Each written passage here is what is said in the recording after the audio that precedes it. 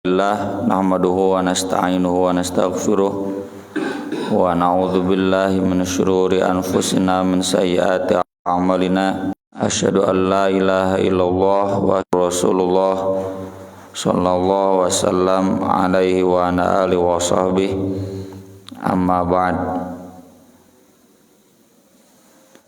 Hadis nomor 1581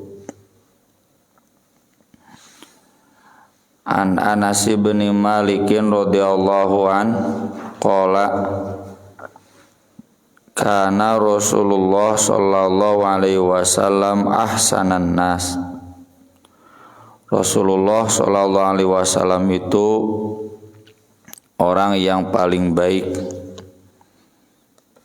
Wa kana ajwadan nas, beliau juga orang yang paling dermawan. Wa kana asja'an nas, dan beliau juga orang yang paling pemberani. Ya namanya juga nabi ya. Beliau adalah manusia yang paling sempurna dalam segala halnya, tidak ada kekurangan. Keberaniannya, kedermawanannya, kehebatannya. Walaqad fazi'a, dan sungguh pernah terkejut ahlul Madinah, penduduk Madinah, zata lailatin, pada suatu malam, fantolaqo, maka pergi, nasun, orang-orang, qibala saut, ke arah suara itu. Jadi ada suara yang menggelegar di satu malam sampai membuat terkejut penduduk Madinah. Mereka pun segera bangun dan menuju ke arah suara. Pada zaman itu belum ada polusi suara. Kalau sekarang polusi suara, beda omongan kita di bawah dengan omongan kita di atas, beda. Di bawah sudah banyak polusi suara. Atau di siang hari adan ti ataubah moal kadengi kebabakan misalnya, tapi di malam hari, di dini hari itu bisa terdengar karena tidak ada polusi suara. Sekarang kita sudah hidup di tengah-tengah masyarakat yang bising. Zaman Madinah dulu mah belum ada kebisingan, maka suara itu mudah terdengar. Fatalaqahum Rasulullah sallallahu alaihi wasallam raji'an. Kalau masyarakat mah baru bergerak ke arah suara, ternyata Rasulullah sallallahu alaihi wasallam pulang dari arah suara itu, bertemu, berpapasan dengan masyarakat. Wa qad sabaqahum ila saut, beliau lebih dahulu dibanding masyarakat menuju arah suara. Kalau masyarakat mungkin kan bangun, nanya-nanya dulu kan, ada apa, naon, tinggal lihat gitu. Nggak langsung bergerak. Kalau Rasul pas dengar suara langsung bergerak.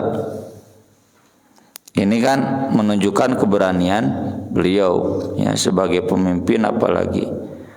Wa huwa ala farasin li Abi Thalhah muryin, dan beliau menunggangi kuda Abu Thalhah yang uryin itu yang nggak pakai pelana. Bapak-bapak pernah naik kuda pakai pelana ge ripuh, ya, sieun labuh, ya. Apalagi yang tidak pakai pelana, tidak pakai tali kekang, ya, tangan kosong. Fi unukihi as-saif, di punuknya, di belakang punuknya beliau membawa pedang.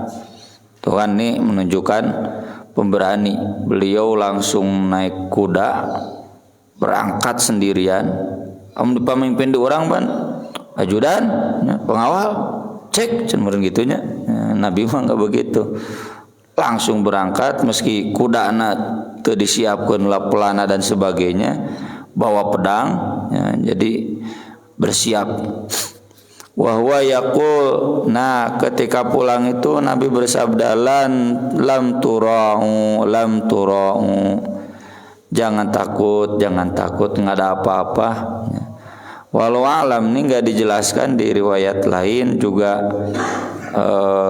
Para ulama tidak menjelaskan itu suara apa ya, kemungkinan besar batu ya yang longsor pasti suaranya keras kan. Di Arab mah gunung batu lain gunung tanah juga diurang batu bongkahan batu. Jadi kalau longsornya pasti longsor batu bruk tarik suaranya.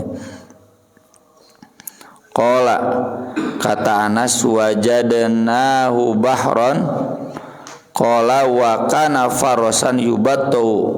Jangan terlalu fokus ke terjemah di kitabnya, banyak yang ngaco. Kami menemukan kuda itu bahron. Bahron itu lautan, maksudnya leluasa ya. Wasi'ul jari, leluasa. Di laut kan leluasa, mau kemana-mana bawa perahu. Moal juga di jalan pagar sih ini ada rukdak jaba loba kai nu malangka jalan ya, loba nu parkir mobil ya. Kalau lautan kan leluasa ya. Jadi kuda itu maksudnya leluasa, lincah. Wa kana farasan yubatou, padahal asalnya kuda Abu Tolha yang itu makanya nggak ada pelananya itu karena memang kuda yang lambat. Kuda simang di gang madrasah paranti barudak lah yang beke kan kuda teu pantes dina lumpatna ge teu tarik ka udag keneh ku barudak.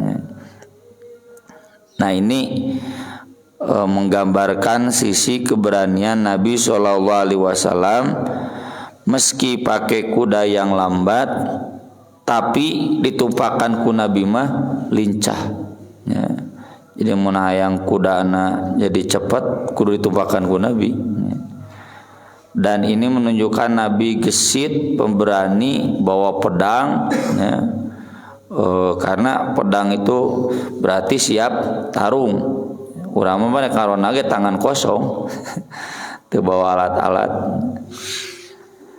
Kemudian hadis ini menunjukkan boleh meminjam teu bebeja heula, tapi tentunya dengan asumsi yang dipinjamnya tidak akan marah.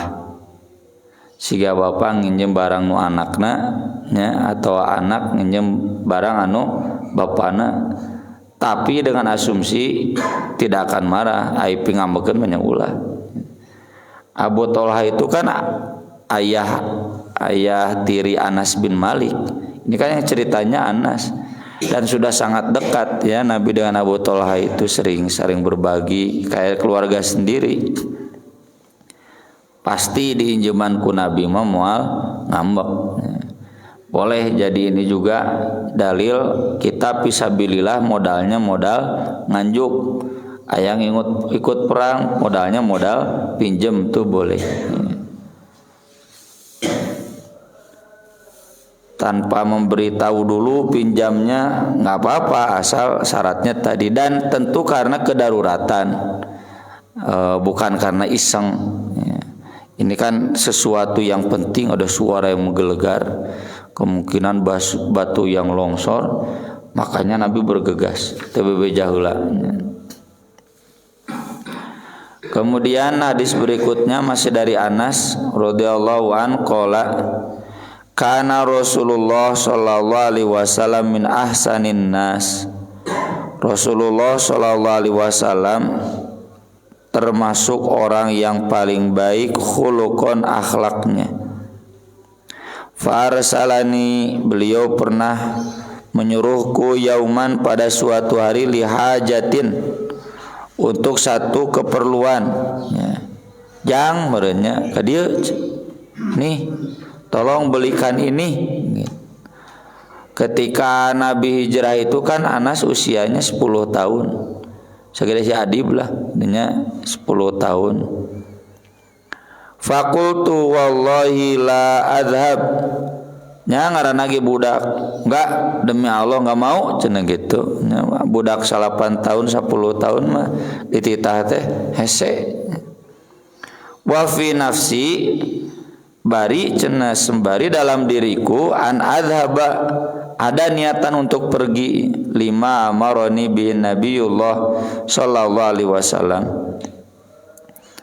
sesuai yang diperintahkan oleh Nabi sallallahu alaihi wasallam kepadaku.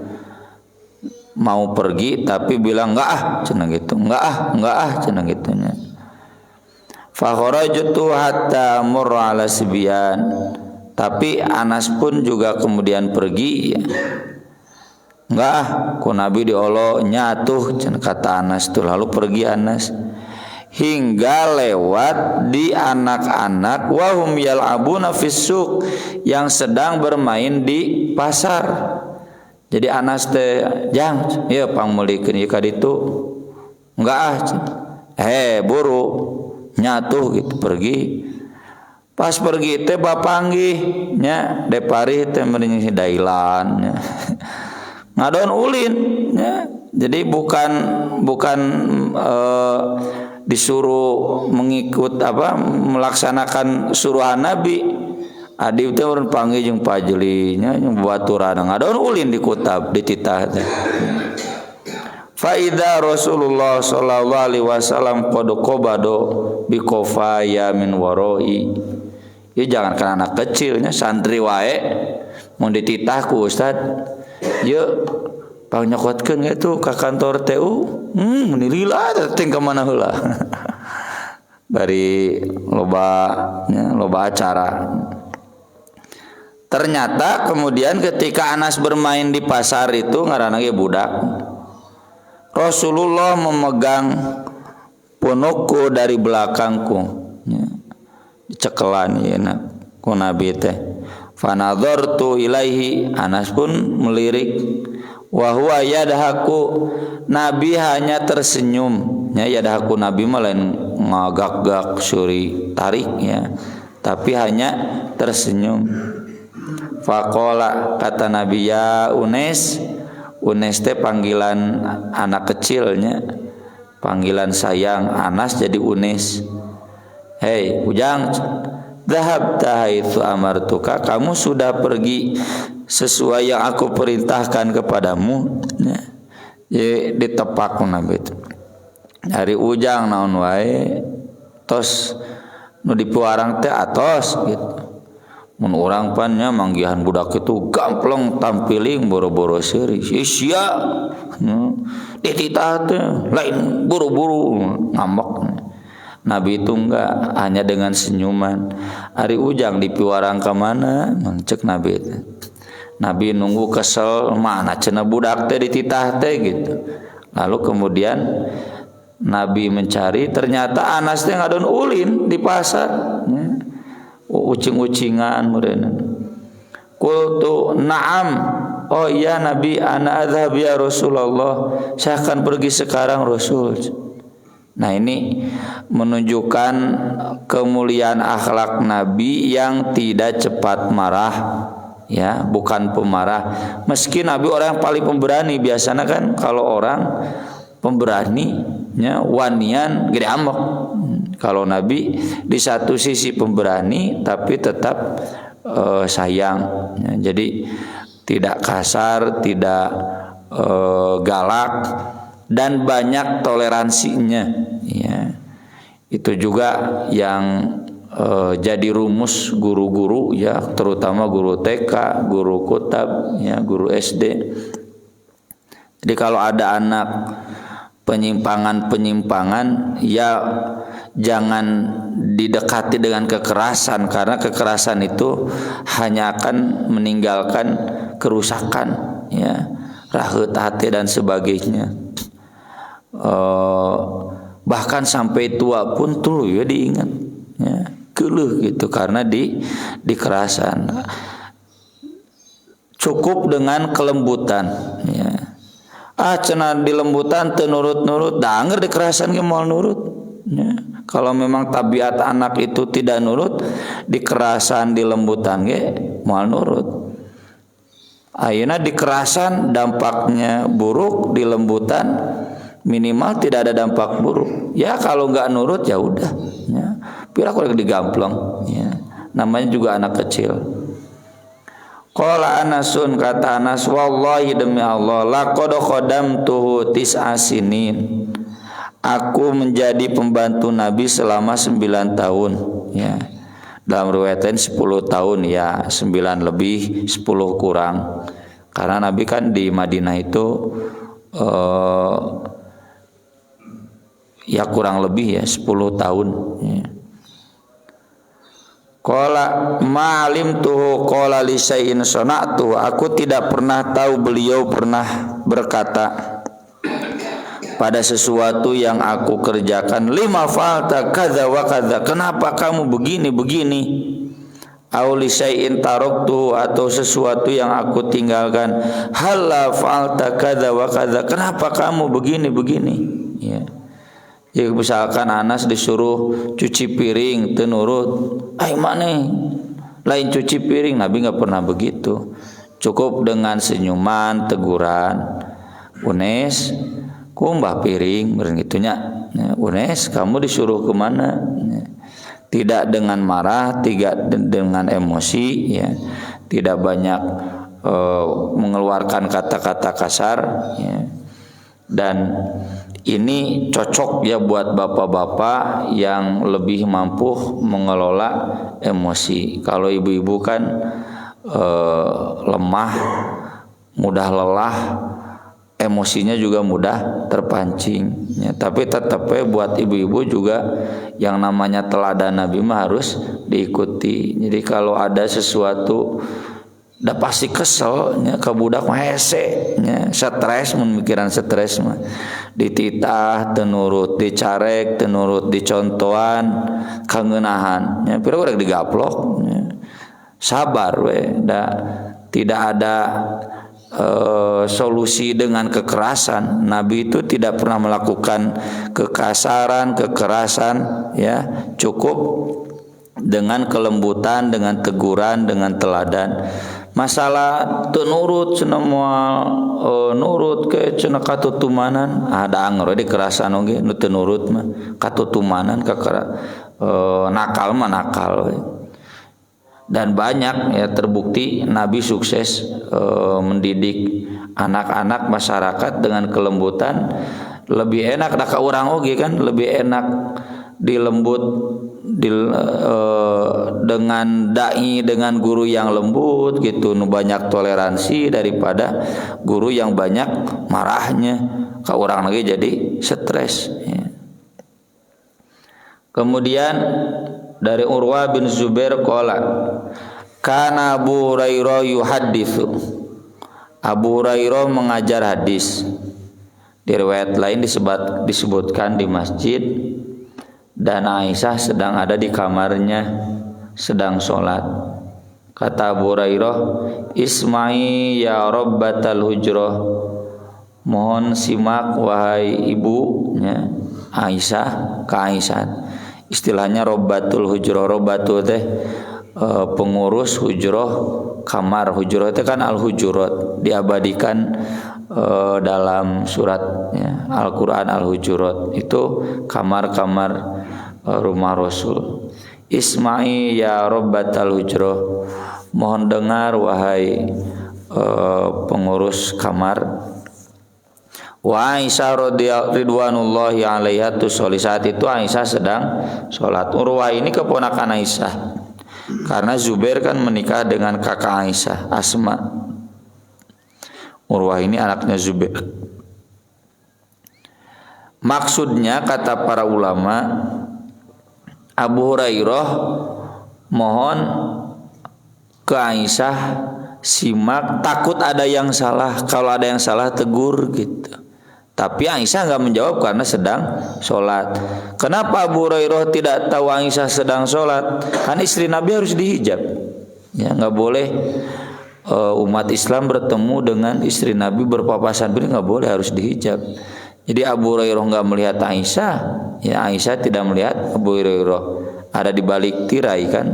Sugante Aisyah teh keur aya we sedang tidak sholat gitu. Maksud Abu Hurairah, Abu Hurairah kan sedang ngajar hadis.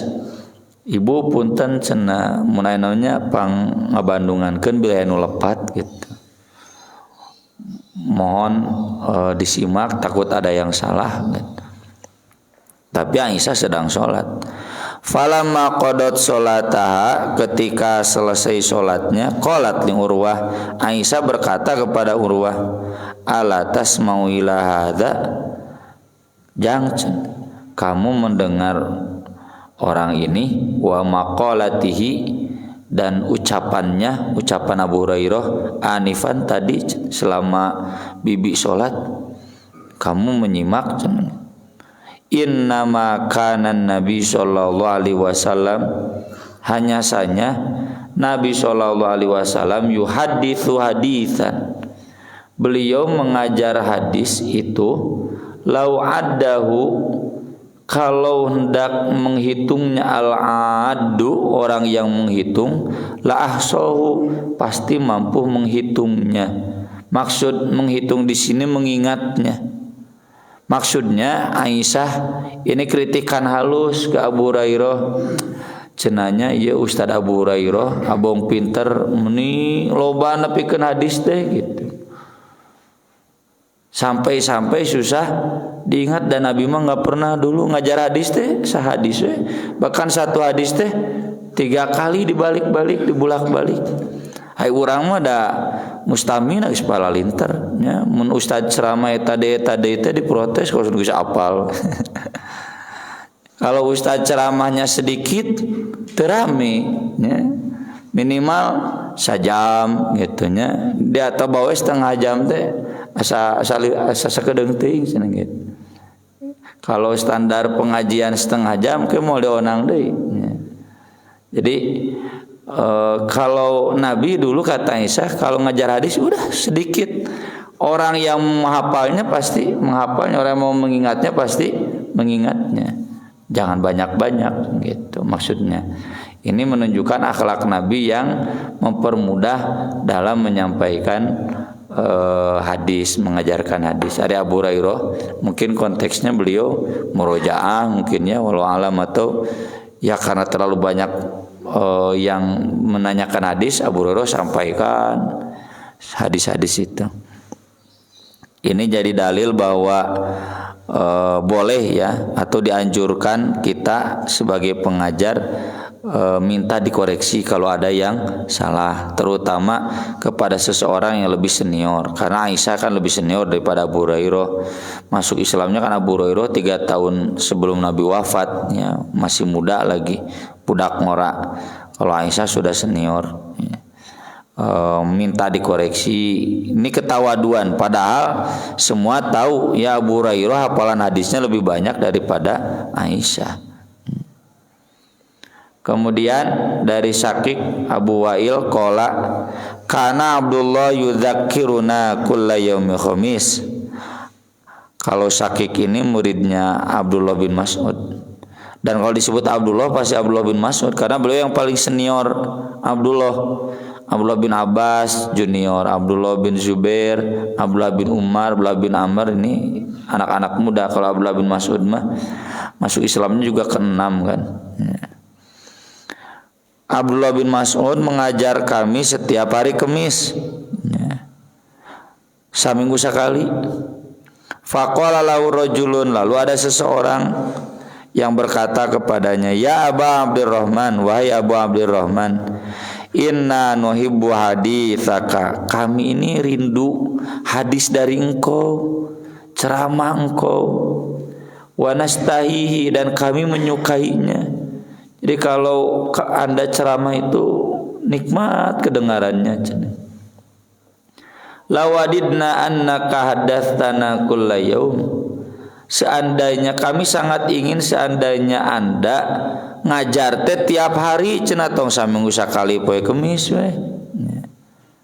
Faqala, lalu kata Ibnu Mas'ud, ma yamnauni, tidak ada yang menghalangiku an uhaditsakum, untuk mengajar kalian tiap hari, illa, kecuali karahiyatu an umillakum, takut membuat kalian jenuh ya. Mata santri siswa di mana-mana ada jalan renuh ya, diajar unggal poe. Dek saminggu sakali da pasti di demo ku orang tua santri mulai ngadaftarkeun. Di kutab saja yang cuma 4 hari nya. Masih we aya atuh cenah tambahan nya sampai asar nya. Atau tambahan Jumaah Sabtu perena sapewe cita ieu teh sakieu teh geus rada nyunah. Loba-loba teuing budak masana ulin we nya. Anak-anak tuh belajarnya lewat bermain teorinya. Tuh cenah jadi loba ulin bae atuh da memang habitatna ibu bapana oge sarua resep ulin. Inna Rasulullah sallallahu alaihi wasallam dulu Rasulullah sallallahu alaihi wasallam kana yatakhawwaluna. Yatakhawwalu itu maknanya 2. 1 menentukan jadwal untuk kami. Jadwalnya itu 1 minggu sekali ya, untuk tiap hari. Atau yatakhawwaluna itu menyesuaikan dengan kondisi kami. Kalau geus jenuh jadi mau ningali santri jarak renung geus lapare lah seminggu kuduna teh kitu ya. Tapi insyaallah pasaran 27 kitu di demo ku orang tua santri. Santrina mararato ya. Jadi kalau Rasul lihat situasi cara rape pre ya. Ieu mah anu nyunahna di pemuda ya, di pemuda kieu kan. Ustadna capek pre ya. Pesertana capek pre teu bebeja. Jeung diajarna pan saminggu sakali bari jeung loba pre disesuaikan dengan kondisi audiens. Di pemuda kitu ngajina. Jadi nyunah pisan ngaji di pemuda. Bil mau'idzah dalam mengajar fil ayyam dalam beberapa hari dalam 1 minggunya itu Nabi menentukan jadwal. Karahiyatas samati alaina karena takut jenuh menimpa kepada kami. Ini penyakit dunia pendidikan. Kalau mahasiswa semester 5 genep 7 jararenuh teh. Mun S2 tahun kedua nya entak beres gitu, sejarah renuh. Kalau kita baca secara luas ya, Ibnu Abbas, Aisyah, Gudayf bin Al-Haris ketika zaman Marwan itu sesudah Muawiyah, beliau mewajibkan masjid itu ada kajian pendidikan setiap hari. Semuanya protes, Ibnu Mas'ud, Ibnu Abbas, Aisyah, Gudayf bin Al-Haris. Mereka sepakat mengatakan bid'ah. Jadi ngaji unggal poe teh bid'ah. Ya makanya diatobahkan dulu tiap hari bid'ah mentak dikurangan. Da nya centang tu pinter tiap poe oge gitu. Loba teuing nya desa ngingetna. Bid'ah ya. Dan saya sering bilang ya, bid'ah menurut sahabat itu. Jadi kalau cek orang persis nu kitu mah lain bid'ah, masalah mursalah. Itu konsep bid'ah yang bid'ah ya. Konsep bid'ah nu bid'ah deh. Ya. Kalau bid'ah menurut sahabat itu semua yang tidak ada pada zaman Nabi, termasuk nulis hadis. Umar bin Khattab sampai 2 bulan istikharah kata jangan, Nabi melarang. Tapi kemudian para ulama 2 abad sesudahnya disebut khalaf nulis hadis, melawan perintah Nabi, melawan larangan Nabi, melawan tradisi para sahabat yang jelas-jelas ditulis dinyatakan oleh para sahabat bid'ah. Nulis hadis, nulis tafsirnya, nulis itu maksudnya membukukan ya. Bukan menulis, kalau menulis sahabat juga banyak yang menulis. Tapi kalau sampai dibukukan enggak boleh, bid'ah. Ya, hanya Quran yang harus dibukukan. Makanya Asy-Sya'bi itu mufasir salaf enggak ada kitab tafsirnya, sarua we hadis oge. Enggak ada kitabnya. Kenapa? Karena bid'ah. Asy-Sya'bi, Qatadah enggak boleh kitab tafsir ditulis. Udah begini aja cenah. Tapi kesininya para ulama justru sepakat bahwa menulis kitab bagus, belajar tiap hari bagus. Jadi ada pergeseran bid'ah. Itu yang dirumuskan oleh Madzhab Syafi'i. Bid'ah itu ada bid'ah hasanah. Kenapa? Faktanya ada pergeseran pemahaman tentang bid'ah. gitu. Jadi saya sering bilang ya, membahas bid'ah itu butuh satu disertasi. Satu disertasi itu satu karya yang mengkaji semua hadis, semua mazhab, terus dicari formula yang tepat ya. Karena konsep bid'ah yang dipakai oleh Persis, Muhammadiyah, oleh Salafi itu konsep dari Asy-Syatibi, dan itu konsep bid'ah yang bid'ah. Jadi belum dikompromikan dengan konsep bid'ah Imam Syafi'i. Kalau Imam Syafi'i sederhana, kalau yang baik ada dasar perintah dari Nabi ya silahkan. Kalau yang tidak baik atau tidak ada dasar perintah dari Nabi, nggak boleh ya. Matak maulid itu diamalkan, bahkan dianjurkan ya. Sekelas Ibnu Hajar Al-Asqalani saja menganjurkan maulid. Kenapa? Bagus dan ada dasarnya. Dasarnya apa? Hadis-hadis tentang cinta Nabi. Meski ya kita keberatan karena itu adalah ritual peribadatan yang tidak pernah ada pada zaman Nabi. Makanya sok we dek diskusi mah ngan jangan saling memusuhan. Wajadilhum billati ya ahsan. Jadi kalau kita beda ya dengan kelompok lain dalam masalah bid'ah, terutama junjung tinggi tetap ukhuwah Islamiyah. Bukan saya cenah masing-masing ente diskusi ngan lamun teu bisa diskusi geus jerepeh gitu. Ada abdi mah insyaallah bisa diskusi. Kembangkan diskusi yang baik, jangan memponis, jangan wah cenah nu keketuan mah pinarakaeun ih kade nyebut neraka ka Ibnu Hajar ngaca heula soleh saha pinter saha jeung Ibnu Hajar ya. Ibnu Hajar tuh yang menganjurkan maulid Nabi itu di kitab-kitabnya. Mudah-mudahan bermanfaat. Aku qouli hadza wa astaghfirullah li wa lakum. Subhanakallahumma wa bihamdik asyhadu an la ilaha illa anta astaghfiruka wa atubu ilaik. Wassalatu wassalamu ala Rasulillah. Wassalamualaikum warahmatullahi wabarakatuh.